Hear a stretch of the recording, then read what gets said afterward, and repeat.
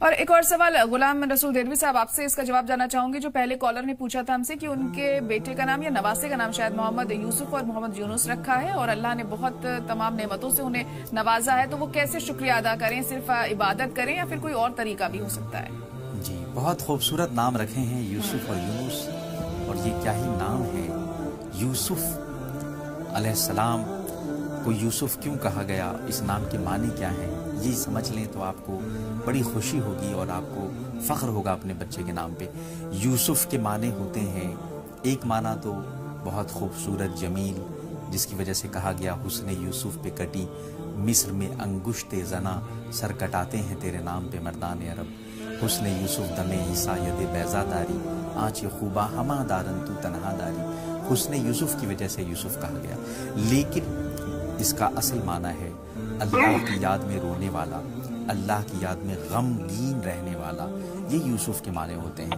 جو اللہ کی یاد میں غمگین ہوتا ہے اس کا دل حسین ہو جاتا ہے, اور دل کا حسن چہرے پہ بھی نظر آتا ہے, پورے وجود کو پرنور کر دیتا ہے. تو یہ یوسف کے معنی ہیں. یونس کے معنی یہ انسیت سے بنا ہے. انسیت کے معنی ہوتے ہیں محبت اور الفت. تو یہ یونس وہ ہے جس کے اندر سب سے زیادہ اللہ کی محبت, اللہ کی انسیت کوٹ کوٹ کے بھری ہو, اسے یونس کہتے ہیں. اسی لیے یونس کو اللہ نے مچھلی میں رکھا اور اپنی محبت میں ایک بڑا امتحان لیا, اور جب اس امتحان میں کامیاب ہو گئے تو بڑے اعزازات سے, انعامات سے نوازا. آپ کو جو اللہ نے اس انعام سے نوازا ہے, دو بڑے انعامات سے نوازا ہے, 2 بیٹے دیے ہیں یوسف اور یونس, اس کا شکر آپ کیسے ادا کریں؟ دل سے پوچھیں. اور حضور نے فرمایا ہے کہ استفتو بقلبک, اپنے دل سے کبھی کبھی فتویٰ پوچھا کرو. جو دل آپ کا فتویٰ دے دے اس پہ عمل کریں, اللہ کو خوش کرنے کے لیے جیسے بھی آپ شکر ادا کرنا چاہیں. میں یہ عرض کروں گا کہ چونکہ یہ 2 بچے ہیں, بیٹے ہیں, اور بیٹے اللہ کی رحمت ہوتے ہیں, بیٹیاں اللہ کی رحمت ہوتی ہیں, بیٹے اللہ کی نعمت ہوتی ہیں. نعمت پہ پوچھ تاچھ کی جاتی ہے, نعمت پہ مواخذہ کیا جاتا ہے. تو آپ اس کی تربیت ایسی کریں کہ آپ کا مواخذہ کل بروز قیامت نہ کیا جائے کہ آپ کی تربیت میں کوئی کمی رہ گئی تھی. لیکن بیٹیاں رحمت ہوتی ہیں, تو بیٹیوں کے معاملے میں اللہ زیادہ رحیم واقع ہوا ہے, یعنی اس پہ کوئی مواخذہ نہیں ہوتا ہے. خدا نخواستہ بیٹی سے کوئی غلطیاں گناہ کا ارتکاب ہو جائے تو اس کا مواخذہ والدین سے نہیں کیا جاتا, لیکن بیٹے اگر غلط نکلتے ہیں تو اس کا مواخذہ والدین سے کیا جاتا ہے. تو اللہ کا شکر یوں ادا کریں کہ اس کی بہترین سے بہترین تربیت انجام دیں. جی, صبح صادق سے کتنے منٹ پہلے سحری ختم کر دینا چاہیے؟ جی جی, فجر کی نماز سے پہلے پوچھ رہے ہیں آپ, کتنے منٹ پہلے سحری ختم کر دینا چاہیے. ٹھیک ہے, دلوی صاحب کیا آپ جواب دیں گے انہیں؟ حدیث رسول صلی اللہ علیہ وسلم ہے کہ سحری میں تاخیر کرو اور افطار میں جلدی کرو, لیکن تاخیر کے معنی یہ نہیں ہے کہ آپ صبح صادق تک کھاتے رہیں. صبح صادق اور سحری کے بیچ میں تقریباً اتنا وقفہ ہونا چاہیے کہ 5 آیتیں آپ پڑھ سکیں. یہ بھی ایک حدیث کا مفہوم ہے کہ 5 آیتیں پڑھ لیں آپ, اتنا عرصہ, اتنا لمحہ ہونا چاہیے, وقفہ ہونا چاہیے. اور لیکن عام طور پہ کچھ لوگ اس میں اتنی زیادہ احتیاط کرتے ہیں, وہ بہت پہلے کھا لیتے ہیں, تو یہ بھی مستحب نہیں ہے.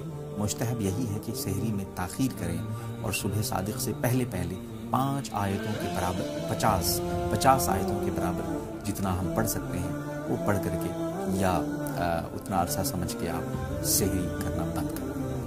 غلام رسول دہلوی صاحب آپ سے یہ جاننا چاہ رہی تھی میں, سیلف کنٹرول ہم کیسے کریں خود کو, کیونکہ کہنا آسان ہوتا ہے اور کرنا بھی ضروری ہے, اور اس کو آسانی سے ہم کیسے پا سکتے ہیں, کیونکہ اسی کے ذریعے ہم تمام برائیوں سے خود کو نجات دلا سکتے ہیں, اور رمضان کا مہینہ بھی ہمیں یہ سیکھ دیتا ہے. بہت اہم اور خوبصورت سوال ہے آپ کا. دیکھیے, سیلف کنٹرول, ضبط نفس کا سب سے بہترین طریقہ جو رسول اللہ صلی اللہ علیہ وسلم نے ارشاد فرمایا کہ اپنے دل کے اندر ایک لوتھڑا ہوتا, ہمارے بدن کے اندر ایک لوتھڑا ہوتا ہے, یعنی وہ دل, اس کا خیال رکھا جائے تو سیلف کنٹرول بہت اچھے سے کیا جا سکتا ہے. حدیث رسول اس طریقے سے ہے, ان فی الجسد مضغۃ, there is a piece of flesh in the body, جسم کے اندر ایک گوشت کا لوتھڑا ہے. اذا صلحت صلح الجسد کلہ, if it is sound the whole body is sound. یہ ٹھیک ہو جائے तो पूरा जिस्म, पूरा वजूद ठीक हो जाता है। व इज़ा फसदत फसदल जस्द कुल्लुहु, और अगर यही करप्ट हो जाए, if this is corrupted the whole system is corrupt, अगर ये फासिद हो जाए तो पूरा जिस्म फासिद हो जाता है। तो सेल्फ कंट्रोल यानी नफ्स पे हम जब भी काबू पा सकते हैं जब हमारा दिल हमारे काबू में हो, दिल हमारी रूह के ताबे हो। 3 चीजें हमारे जिस्म में पाई जाती हैं, रूह, सोल, कल्ब, दिल और नफ्स, यानी जिसको आप कह सकते हैं नफ्स। नफ्स को काबू करने के लिए दिल पे काबू करना ज़रूरी है, और दिल पे काबू करने के लिए कल्ब को रूह के ताबे करना ज़रूरी है। ये तरीक़ा है, और दिल पे बार बार जोर दिया है कुरान करीम ने और अहादीस मुबारका सल्लल्लाहु अलैहि वसल्लम ने। देखिए,